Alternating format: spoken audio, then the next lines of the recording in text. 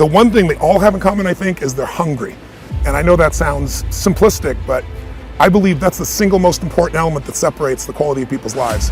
It's not just the ability to have hunger, but to sustain it. Hunger means that you want more. You want more of yourself. You want to make a bigger difference. You want to be a better parent. You want to do something more than there is today, and that you don't get satisfied. Most people start out with hunger at an early stage of life and they lose it. But the people that come to me are hungry either because something's happened, they've had a birthday with a 0 on it, they've gone through a divorce, they're starting a business and they know I've got to have a different level, or they're the best in the world and they're always looking for that edge that makes the difference. I think everybody is born with hunger. Like, there's a desire to grow, to expand, to learn, and then disappointment sets in early in life for most people.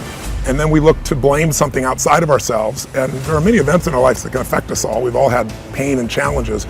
But I think if you can find within yourself the part of you that wants to constantly give something more than yourself, if you can find a mission larger than yourself, then you're more pulled to do something than trying to push yourself. And pull has much more power than push. I always say motive does matter. That if your motive is to serve something greater, there is an energy that comes up inside of you. So I feed 2 million people a year because somebody fed my family when I was 11 years old, and now this year we're feeding 4 million. I want to do more in that area. And every business I'm in, that drive just doesn't go away. The capacity to strengthen and increase your hunger is the one common denominator amongst the most successful people. They've never lost their hunger. Most people are hungry to achieve a certain amount, make a certain amount of money, and then they get comfortable and relax, or to get a certain level of fitness and then they relax.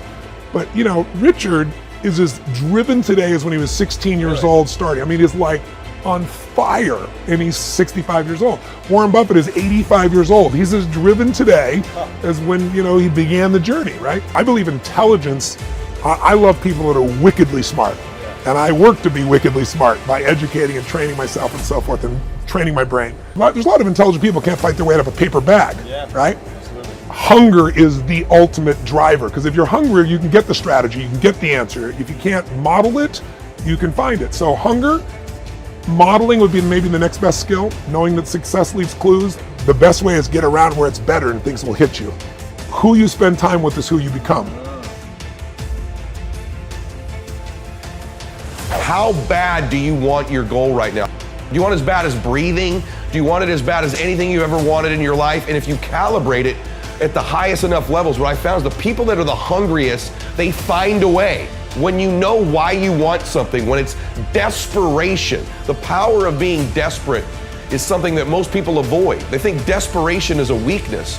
And I'm here to tell you, desperation is one of the most powerful emotions you could possibly possess, because when you're desperate, you find reserves and reservoirs of ideas, talents, and a strength that you don't know you have when you find yourself in a desperate situation.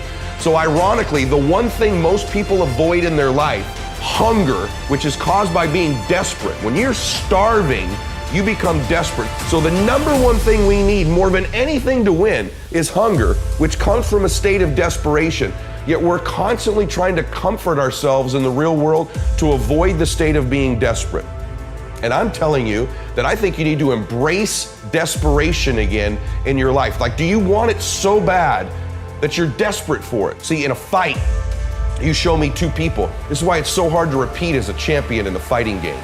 Because you show me someone who's up and coming, who's hungry for that title, who's never had it before, who can taste it, who knows if they win that belt, their whole life's gonna change. They're gonna be champion of the world, all the endorsements, all the money, all their family life, all their parents' lives are gonna change. You show me somebody chasing that, hungry for it, against someone who's just trying to hold on to a title. And that's why most of the time the challenger beats the champ.